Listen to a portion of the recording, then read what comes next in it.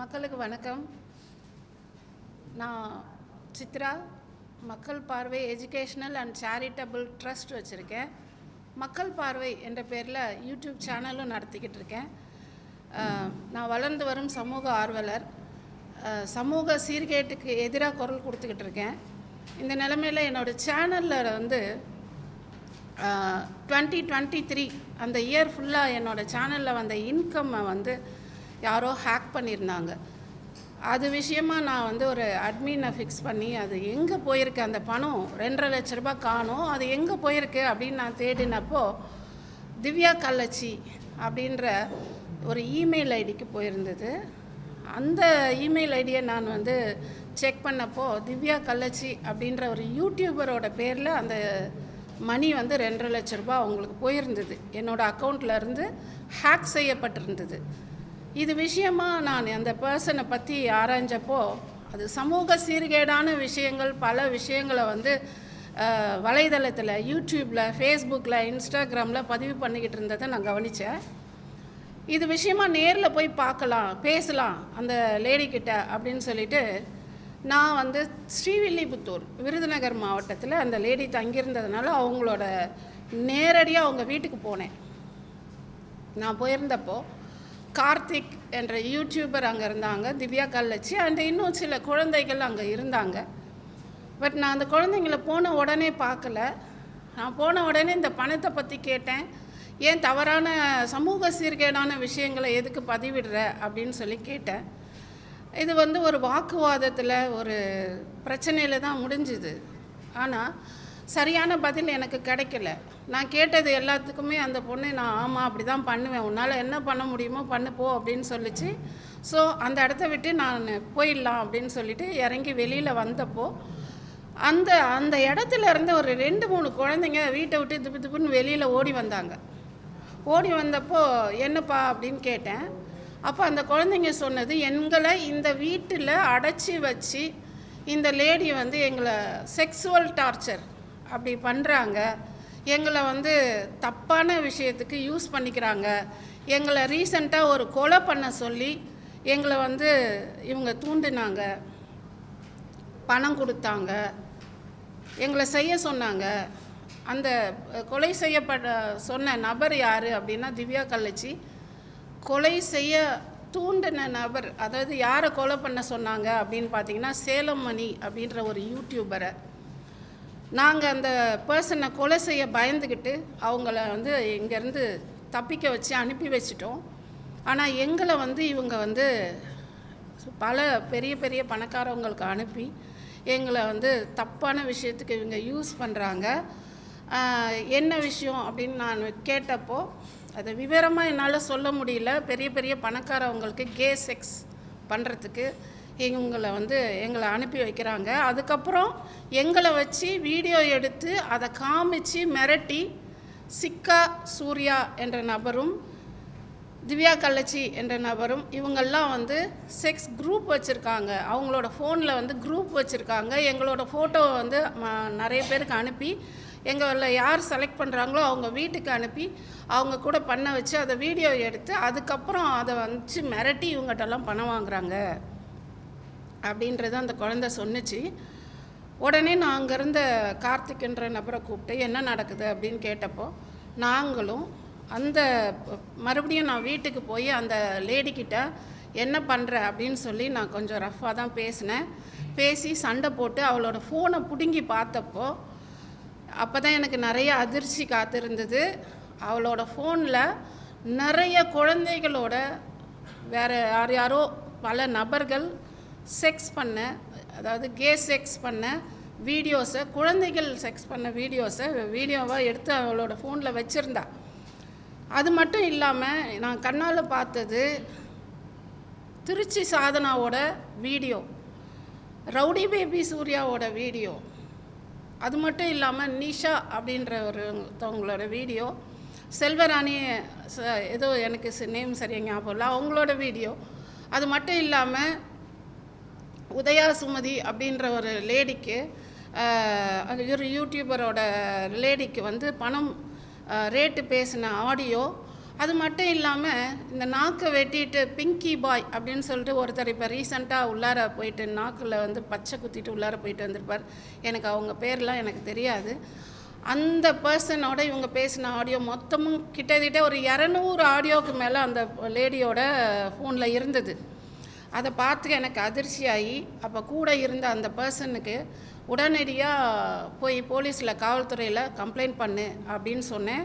அந்த திவ்யா கள்ளச்சிக்கும் நான் எவ்வளவோ அட்வைஸ் பண்ணி பார்த்தேன். அதுக்கு அந்த பொம்பளை சொல்கிறது, அவனுங்க தான் இந்த சின்ன பசங்களை வச்சு நீ இப்படி பண்ணுறியன்னு கேட்டதுக்கு, அவனுங்க தான் எல்லாத்தையும் செக்ஸ் படம்லாம் பார்த்து விவரமாக இருக்கானுங்க, அதனால் அவனுங்களை வச்சு தான் நான் பண்ணுவேன், இதில் என்ன தப்பு இருக்குது அப்படின்னு. அவளும் திவ்யா கள்ளச்சியும் அந்த குழந்தைங்கள செக்ஸுவலாக அடித்து கையில் காலில் ரத்தம் வர வச்சு அதை வந்து ஒரு க்ரூயலான ஒரு, அது என்னால் இங்கே விவரமாக சொல்ல முடியல, கொடூரமாக அந்த குழந்தைங்களை கொடுமைப்படுத்தி பண்ணி அதை வீடியோ எடுத்து ரசிக்கிற ஒரு கேரக்டராக இருந்தாங்க. அந்த வீடியோஸ் எல்லாத்தையும் என் கண்ணால் பார்த்தேன். அதுக்கப்புறம் விருதுநகர் மாவட்டத்தில் போய் எஸ்பியை பார்த்து, இந்த மாதிரியெல்லாம் நடக்குது சார், நான் ஒரு ட்ரஸ்ட்லேருந்து வரேன், இவங்க மேலே நடவடிக்கை எடுங்க, என்ன நடக்குதுன்றதை நீங்கள் இன்வெஸ்டிகேட் பண்ணி தெரிஞ்சுக்கிட்டு இதன் மேலே நடவடிக்கை எடுக்கணும் ஐயா அப்படின்னு சொல்லிவிட்டு எஸ்பி கிட்டே நாங்கள் கம்ப்ளைண்ட் கொடுத்தோம். நான் கொடுக்கல, சம்மந்தப்பட்ட பாதிக்கப்பட்டவங்க கொடுத்தாங்க. அதன் பேரில் வழக்கு பதிவு செய்து விருதுநகர் மாவட்டத்தில் இப்போ வழக்கு போய்கிட்டு இருக்கு. இதுக்கு நடுவில் இந்த விஷயத்தில் முழுக்க ஒரு தன்னார்வலராக நான் வந்து இதில் இன்வால்வ் ஆகியிருக்கேன் அப்படின்னு தெரிஞ்சதுக்கப்புறம் தீபா அப்படின்ற ஒரு லேடி என்னை வந்து கொலை மிரட்டல் கொடுக்க ஆரம்பித்தாங்க. இது என்ன புதுசாக ஒரு லேடி வந்து நம்மளை மிரட்டுறாங்களே, அவங்களோட பின்புலம் என்ன அப்படின்னு நான் ஆராய்ச்சி பார்த்ததில் அந்த லேடியும் அந்த லேடியோட வீடியோவும் அதில் இருந்தது. அந்த லேடியும் இந்த செக்ஸ் இந்த சைல்டு டிராஃபிக்கிங்கில் வந்து இன்வால்வ் ஆகியிருக்காங்க அப்படின்றது எனக்கு சந்தேகமாக இருக்குது. இதை வந்து காவல்துறை இன்வால்வ் ஆகி இதை வந்து விசாரிக்கணும். இதில் என்ன ஒரு இதுன்னா, நான் இந்த விஷயத்தில் ஈடுபட்டு சட்ட நடவடிக்கை எடுக்க ஆரம்பித்ததுலேருந்து ரவுடி பேபி சூர்யாவும் சிக்கந்தரும் என்னை பயங்கரமாக மிரட்ட ஆரம்பிக்கிறாங்க, எனக்கு கொலை மிரட்டல் கொடுக்குறாங்க. அது மட்டும் கிடையாது, இந்த குழந்தைங்களை வந்து நீ மார்ஃபிங்னு சொல்லு, இந்த வீடியோவை வந்து அந்த வீடியோ வெளிவந்ததுன்னா அதை மார்ஃபிங்னு சொல்லு அப்படின்னு சொல்லி அந்த குழந்தைகிட்ட பேசினேன். அந்த ஆடியோ ரெக்கார்டிங்கும் எனக்கு அந்த குழந்தை சம்மந்தமானவங்க எனக்கு அனுப்பி விட்டாங்க. அந்த ஆடியோவை நான் உங்கள் எல்லாருக்கும் ப்ளே பண்ணி காட்டுறேன். இந்த குழந்தைங்க எனக்கு இப்போ டவுட் என்னென்னா, இந்த சம்மந்தப்பட்ட நபர்கள் எல்லாருமே ஏன் வந்து ஒன்று திரண்டு திடீர்னு என்னை மிரட்ட ஆரம்பிக்கணும், இவங்க எல்லாருக்கும் இதில் சம்மந்தம் இருக்குது அப்படின்றத நான் உறுதியாக நம்புகிறேன். காவல்துறை மெயினாக நான் கேட்டுக்கிறது, இந்த தீபா அப்படின்றவங்களும் அவங்க ஹஸ்பண்டும், அவர் சொன்னார், அவங்க ஹஸ்பண்ட் சொன்னாங்களாம், என்னை போய் வெட்டிட்டு அவளை போய் வெட்டிட்டு வா, நான் ஒரு 20 மணி நேரத்தில் உன்னை பெயில் எடுக்கிறேன் அப்படின்னு சொல்கிறாங்க. அந்தளவுக்கு எனக்கும் அந்த தீபான்றவங்களுக்கும் எனக்கு முன்ன பின்ன பழக்கம் கிடையாது. அப்படி இருக்கும்போது ஏன் என்னை அப்படி சொல்லணும், அப்போ இதுக்கு பின்னாடி ஏதோ ஒரு பின்புலம் இருக்குது அப்படின்னு ஆராய்ச்சி பார்த்தப்போ இந்த தீபான்ற லேடி என்னோட சைல்டு ட்ரஸ்ட்டோட நேமை பயன்படுத்தி இன்னொருத்தவங்ககிட்ட 2.5 லட்ச ரூபா பணம் வாங்கின விஷயம் எனக்கு தெரிஞ்சு நான் அதிர்ச்சியானேன். அந்த சம்மந்தப்பட்ட ஆளுக்கு அந்த பர்சனை கூப்பிட்டு கேட்டப்போ இவங்க இதை தான் பண்ணுறாங்க, குழந்தைங்கள வச்சு தான் இவங்க வந்து எங்கிட்ட கேட்டு வாங்கினாங்க அப்படின்னு சொன்னாங்க. ஸோ தொடர்ச்சியாக இது விஷயமா நான் திவ்யா கள்ளச்சிக்கிட்ட கேட்டப்போ என்னோட பணத்தை வைரஸ் அனுப்பி, அதாவது இந்த லேடி வைரஸை அனுப்பி ஒவ்வொருத்தவங்களோட ஃபோன்லேயும் ஹேக்கிங் பண்ணி, அந்த ஹேக்கிங் மூலியமாக நம்மளோட பேங்க் அக்கௌண்ட்லேருந்து பணம் எடுத்துருக்கிறது தெரிய வந்தது. அதே மாதிரி தான் என்னோடய அக்கௌண்ட்லேயும் எடுத்திருக்காங்க. அதுக்குண்டான ஆதாரத்தை நான் வந்து இப்போ வெளியிட தயாராக இருக்கேன். இது மட்டும் கிடையாது, இந்த தீபான்ற லேடி வந்து எனக்கு வந்து ரோஹித் அப்படின்ற டிசியை தெரியும், அவரை வச்சு நீ இதில் ஏதாவது பேசுனேன்னா அந்த ரோஹித்ன்ற டிசியை தெரியும், இன்னும் 2-3 டிசியெல்லாம் எனக்கு தெரியும், அவங்கள வச்சு உன் மேலே கஞ்சா கேஸ் போட்டு உன்னை உள்ளார தள்ளுவேன் அப்படின்னு சொல்லி மிரட்டுறாங்க. ஏன்னா அவங்க நார்கோட்டிக்கில் இருக்காங்களாம். அந்த மாதிரி வந்து மிரட்டல் அதிகமாகுது. கொலை முயற்சி அதிகமாகுது. இது விஷயமா பார்க்கும்போது அப்போ இதுக்கு பின்புலமாக நிறைய பேர் இருக்காங்களோ அப்படின்ற சந்தேகம் எழுது. ஆனால் காவல்துறை அதிகாரிகள் இதில் இன்வால்வ் ஆகிருக்காங்கன்னு நான் சொல்ல வரலை. காவல்துறை அதிகாரிகளுக்கு என்னோடய கைண்ட் ரிக்வெஸ்ட், இவங்க உங்களை தெரிஞ்சவங்க அப்படின்ற பேரில் உங்கள் பேரை பயன்படுத்தி உங்கள் நேமை தப்பாக மிஸ்யூஸ் பண்ணி தான் செய்கிற குற்றத்திலேருந்து தப்பிக்கிறதுக்காக எங்களை மாதிரியான விக்டிமை மிரட்டுறதுக்காக உங்கள் பேரை பயன்படுத்துகிறாங்க. அதனால் காவல்துறை அதிகாரிகள் தயவு செய்து இவங்களுக்கு சப்போர்ட் பண்ணக்கூடாது அப்படின்றத நான் தாழ்மையோடு கேட்டுக்கிறேன். காவல்துறை அதிகாரிகள் நான் நேற்று டிஜிபி ஐயாவை பார்த்து இந்த கம்ப்ளைண்ட்டை நான் கொடுத்துருக்கேன். இது மேலே நடவடிக்கை எடுக்கிறேன்னு ஐயா எனக்கு வாக்குறுதி கொடுத்துருக்காங்க. இது மேலே தனிப்படை அமைச்சு இது விஷயமாக விசாரிக்கிறேன்னு சொல்லியிருக்காங்க. இது மேலே மிக தீவிரமாக ஒரு இன்வெஸ்டிகேஷனை முன் வச்சு ஒரு டீம் ஃபார்ம் பண்ணி இதுக்கு பின்னாடி இருக்க மொத்த யூடியூபர்ஸ், அதாவது இவங்க நான் பார்த்தது மொத்தமாக அவங்களோட ஃபோனில் பார்த்தது முழுக்க முழுக்க யூடியூபர்ஸோட நியூடு வீடியோ. அவங்க எல்லாருமே ஒரு ஆப்பில் இருக்காங்க. அந்த ஆப் மூலியமாக இந்த லேடி தான் எல்லாருக்கும் அப்பாயின்மெண்ட் வாங்கி கொடுத்து அவங்கள உள்ளார வர வச்சு அதை ஸ்க்ரீன் ரெக்கார்ட் போட்டு எல்லா வீடியோவும் வச்சுருக்கு. ஆக மொத்தம் இது ஒரு செக்ஸ் மாஃபியா கேங். இது விஷயமாக காவல்துறை அதிகாரிகள் இன்வெஸ்டிகேட் பண்ணி இதுக்கு பின்னாடி இருக்கிற குற்றவாளிகளை விரைந்து கைது செய்து குழந்தைங்களை காப்பாற்றணும் அப்படின்றத நான் ரொம்ப தாழ்மையோடு கேட்டுக்கிறேன். இதுக்கு பின்னாடி இருக்கிறது மிகப்பெரிய மாஃபியா கேங்காக இருக்குமோ அப்படின்ருக்கு. என்னோடய உயிருக்கு பாதுகாப்பு இல்லை.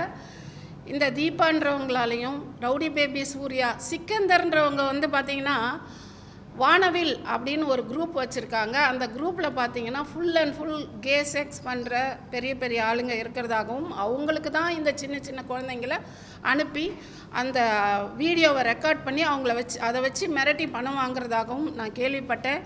இது எந்த அளவுக்கு உண்மையான அதிகாரிகள் தான் கண்டுபிடிக்கணும். தயவுசெய்து விரைந்து நடவடிக்கை எடுக்குமாறு காவல்துறை அதிகாரிகளை கேட்டுக்கிறேன். நன்றி.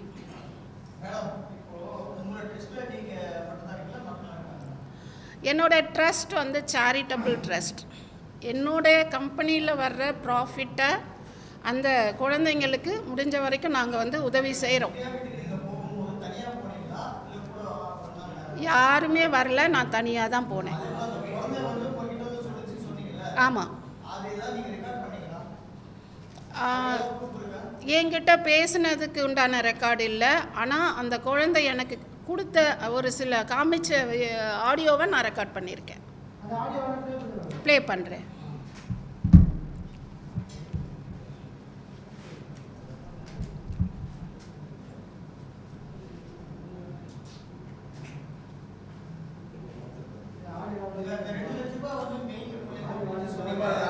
இந்த கொடுத்துருக்கேன்.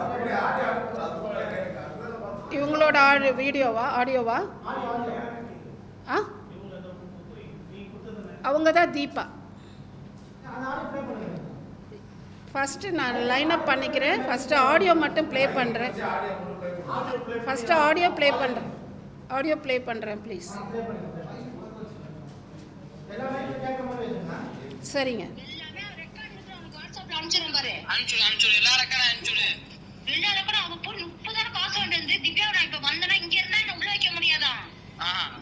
அதனால இன்னும் ஆனா அந்த ஜெட்டா சொன்னாரு அங்க போனா ஜெட்டா சொன்னாரு அங்க போய் ஒரு ஆதாரம் கனெக்ட் பண்ணிட்டு பாத்தீங்களா, சேலமணி சொல்லிருக்கான், நிசா சொல்லிருக்கான், இன்னும் வச்சு வீடியோ எடுக்க அப்படின்னு சொன்னார்ல. இன்னைக்கு கூட உங்க அக்கா சொன்னிச்சு, நீ வந்து திவ்யா கேஸ் ஆயிரு, திவ்யா கேஸ் ஆனா எல்லாரும் ஒன்னா இருக்கும்போது அங்க பாத்துக்கலாம் அப்படின்னு சொன்னிச்சு. அங்க போனாதான் திவ்யா நீ உள்ள போவான்னு சொல்லுத. அந்த கூட சொல்லிட்டு போது அங்க போனா ஏன்னா இங்க இருந்துதான் நடந்திருக்கு அப்படின்னு மாட்டுவோமா. உங்க வீட்டுல இருந்தா நம்ம இப்ப இனிமே அவியில உள்ள இழுத்துக்கணும், எல்லாத்துக்கும் உடந்துதான்னு சொல்லிட்டு.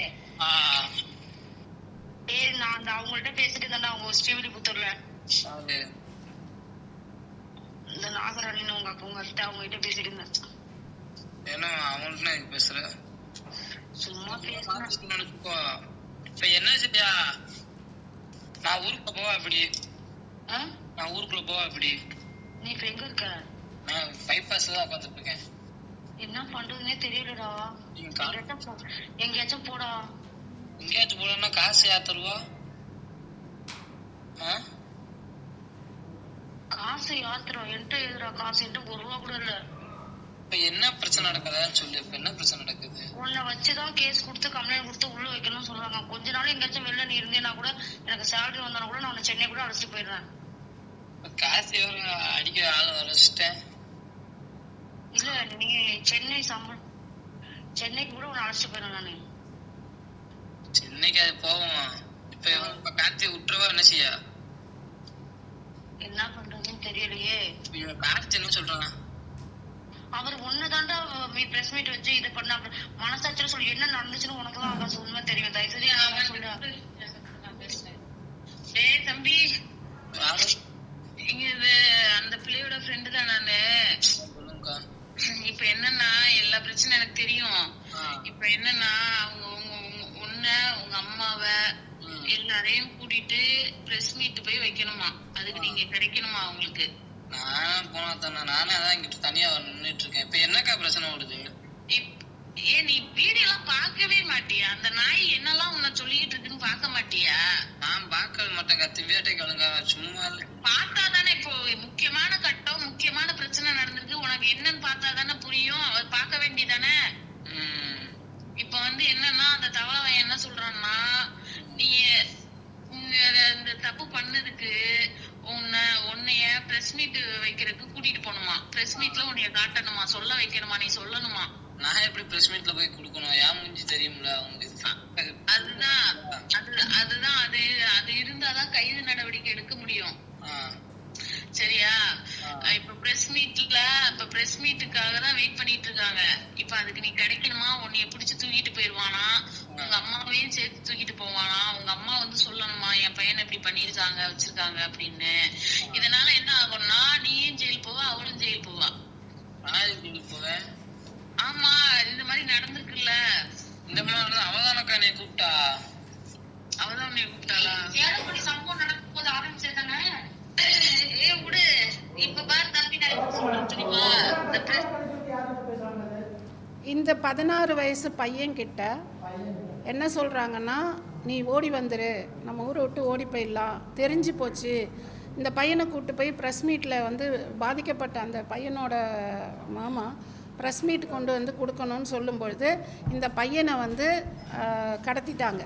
கடத்தி வா நம்ம வெளியில் போகலாம் அப்படின்னு சொல்லிட்டு அந்த பையனை கூப்பிட்டு போயிட்டாங்க. அது இல்லாமல் அங்கே இருந்த அந்த பசங்களெல்லாம் தரத்தி விட்டுட்டாங்க. இது மட்டும் இல்லை, இந்த பையனை நாங்கள் பிடிச்சி அந்த ரெக்கார்ட்லாம் கொடுப்பா தம்பி அப்படின்னு சொல்லிட்டு எல்லாத்தையும் வாங்கி இப்போ உங்கள்கிட்ட போட்டு காட்டுறேன். இது ஒரு பெரிய லாங் ஆடியோ, ஒரு கிட்டத்தட்ட ஒரு அரை மணி நேரம் ஆடியோ. ஆமாம், 16 வயசு. அதுதான் சொல்ல வரேன். அது இந்த இருக்கு இல்லை, நான் சொல்லிடுறேன். நான் சொன்னதான் உங்களுக்கு புரியும். அந்த பையனுக்கு வயசு 16 தான். அந்த பையனை காசு கொடுத்து என்ன கொடுத்தாங்க, எப்படி பிரெயின் வாஷ் பண்ணாங்கன்னு தெரியாது. இல்லை எதையாவது சொல்லி மிரட்டி தன் வசம் வச்சுருக்காங்களான்னு தெரியல. இந்த பையன் முழுக்க அவங்க வசம்தான் இருந்தான். அவங்க என்ன சொன்னாலும் கேட்பான். கொலை பண்ண அந்த சேலம் மணியை கொலை பண்ண சொன்னதுக்கு கூட போய் அவன் ட்ரை பண்ணியிருக்கான். ஆனால் பயந்துக்கிட்டு அந்த பையனை ஓட வச்சிட்ருக்காங்க, கொலை பண்ண பயந்துக்கிட்டு. ஸோ இந்த பசங்களை கை கால் எடுக்கணும், அடியாள் வேலை, திருட்டு வேலை, இந்த மாதிரி யாரையாவது கொலை பண்ணணும், இந்த மாதிரியான சட்டவிரோதமான செயலுக்கெல்லாம் இந்த மாதிரி ஒரு டீம் ஆஃப் சில்ட்ரன்ஸை இவங்க யூஸ் பண்ணுறாங்க. ஸோ இந்த பையன் பேசிக்கிட்டு இருக்கா, ஓகேங்களா. இந்த பையன் இவன் அவளை பேச வச்சு ரெக்கார்ட் பண்ணி தான் இதை எல்லாருக்கும் கொடுத்தான். ஃபைனலாக எங்களோட இதுக்கு வந்ததுக்கப்புறம், போலீஸ்க்கெல்லாம் போனதுக்கப்புறம் இவங்க கால் பண்ணதை அவங்களுக்கு தகுந்த மாதிரியே பேசி ரெக்கார்ட் பண்ணி கொடுத்துருக்கான். அவனே காவல்துறையில் சாட்சியும் சொல்லிட்டான். இந்த மாதிரி நாங்கள் எந்த அளவுக்கு பாதிக்கப்பட்டிருக்கோம் அப்படின்றதெல்லாம் சொல்லியிருக்கான். ஸோ இந்த ஆடியோவை ஆக்சுவலாக நான் குழந்தைங்களோட சம்மந்தன்றதுனால ப்ளே பண்ணவே கூடாது. இருந்தாலும் நீங்கள் அதை எப்படி லீகலாக எப்படி ப்ளே பண்ணணுமோ நீங்கள் அது பண்ணிக்கங்க, ஓகேங்களா. 1 வீக் சார். ஆமாங்க சார். சார் எஸ்பி ஆஃபீஸில் தனியாக ஒரு டீம் வச்சு எஸ்பியே டைரெக்டாக இவங்களை விசாரிச்சிட்ருக்காரு. விருதுநகர் எஸ்பி ஸோ வந்து இதுக்கு பின்னாடி இருக்கிறது மிகப்பெரிய ஒரு டீம். அந்த குழந்தைங்களை வச்சு செக்ஸ் பண்ணி அந்த வீடியோவை எடுத்து வச்சு காமிச்சு மிரட்டி காசு வாங்குறது இது மிகப்பெரிய டீம். கேட்டால் எனக்கு வந்து டிசியை தெரியும், காவல்துறை அதிகாரிகளை எனக்கு தெரியும், உன் மேலே போய் கேஸ் போட்டுவேன். என்னை மட்டும் மிரட்டலை, அந்த சம்மந்தப்பட்ட குழந்தைங்களோட பேரண்ட்ஸ் எல்லாரையுமே மிரட்டி அவங்களையும் வந்து அந்த ஸ்டேஷனுக்கு வர விடாமல், வாக்குமூலம் கொடுக்க விடாமல் அப்படியெல்லாம் தான் வச்சுருக்காங்க. ஒரு தனிப்பட்ட நபர் இதை செய்ய முடியுமா அப்படின்னா கண்டிப்பாக முடியாது. இந்த பிரச்சனை நடந்ததுக்கப்புறம் கேஸ் ஃபைல் ஆயிடுச்சுன்னு தெரிஞ்சதுக்கப்புறம் அது திவ்யா கள்ளச்சி அப்ஸ்காண்டிங், ஊரில் இல்லை, ஊரை விட்டு ஓடிட்டா, எங்கே இருக்கானே தெரியல. டெய்லி வந்து ஆனால் வீடியோ மட்டும் போடுறா. நாங்கள் போலீஸாக என்ன எந்த ஊரில் இருக்கான்னு கண்டுபிடிக்கிறதுக்கு, ஆனால் அப்ஸ்காண்டிங்கில் இருக்கா. ஏன் அப்ஸ்காண்டிங்கில் வச்சுருக்காங்க அப்படின்னா, இந்த திவ்யா கள்ளச்சி வந்து வாயை திறந்தா பல யூடியூபர்ஸ் பல பெரிய தலைங்கள்லாம் வந்து மாட்டும். அப்போ எல்லாமே வெளியில் உண்மையெல்லாம் வெளியில் வந்துடும். அதனால் இந்த திவ்யா கள்ளச்சியை இமீடியட்டாக அரெஸ்ட் பண்ணி காவல்துறை இவளோட ஃபோனை பறிமுதல் பண்ணி இவளோட வாக்குமூலத்தை வாங்கினா தான் இந்த குற்றத்துக்கு பின்னணியில் யார் யார் இருக்காங்க அப்படின்றது தெரிய வரும். என்னது சேரிட்டபிள் ட்ரஸ்ட், என்னது வந்து ஹோம் கிடையாது, என்னது சேரிட்டபிள். நாங்கள் வந்து இந்த மாதிரி வந்து கொடுப்போம். ஜஸ்ட் வந்து எஜுகேஷனுக்கு வந்து ஃபண்டிங் மட்டும் பண்ணுவோம், ஸ்பான்சர் மட்டும் பண்ணுவோம். என்னோடய கம்பெனியில் வர ப்ராஃபிட்டை நான் வந்து சும்மா போய் கொடுக்க முடியாதுல்ல ஒருத்தவங்களுக்கு. அதனால் ஸோ சேரிட்டபிள்ன்ற இது வழியாக நம்ம பண்ணுறோம். ஸோ இப்போ நான் இது யூடியூப் சேனல் வச்சுருக்கேன், யாராவது ஸ்பான்சர் பண்ணணும்னா சேரிட்டபிள் ட்ரஸ்ட் வழியாக பண்ணுவோம். யாராவது வந்து கேட்பாங்க, அது ரெகுலராக எங்கள் சேனல் வழியாக நிறைய பேருக்கு பண்ணுறோம். அந்த டைமில் in case any emergency crowd fund தேவை அப்படின்னா கூட அந்த சம்மந்தப்பட்டவங்களோட மெடிக்கல் டாக்குமெண்ட்ஸு, அவங்க சம்மந்தப்பட்ட அந்த குழந்தைங்களோட எஜுகேஷன் டீட்டெயில்ஸ் வாங்கிக்கிட்டு நேரடியாக வந்து அவங்களுக்கு ஹெல்ப் பண்ணுறோம். நன்றி நன்றி, தேங்க்யூ. என்ன வேணும் சார்?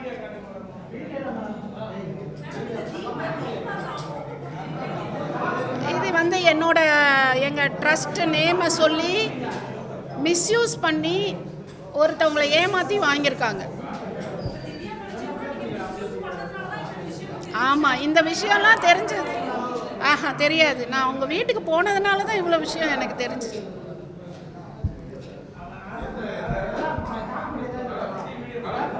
வீடியோவா? அவங்க வைரஸ், சாரி, கம்ப்ளைண்ட் காப்பி வேணுமா?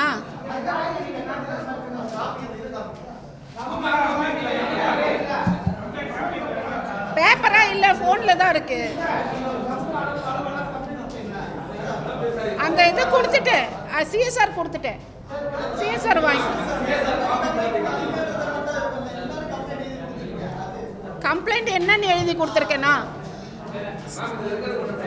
சிஎஸ்ஆர் தான் இருக்கு. சரி.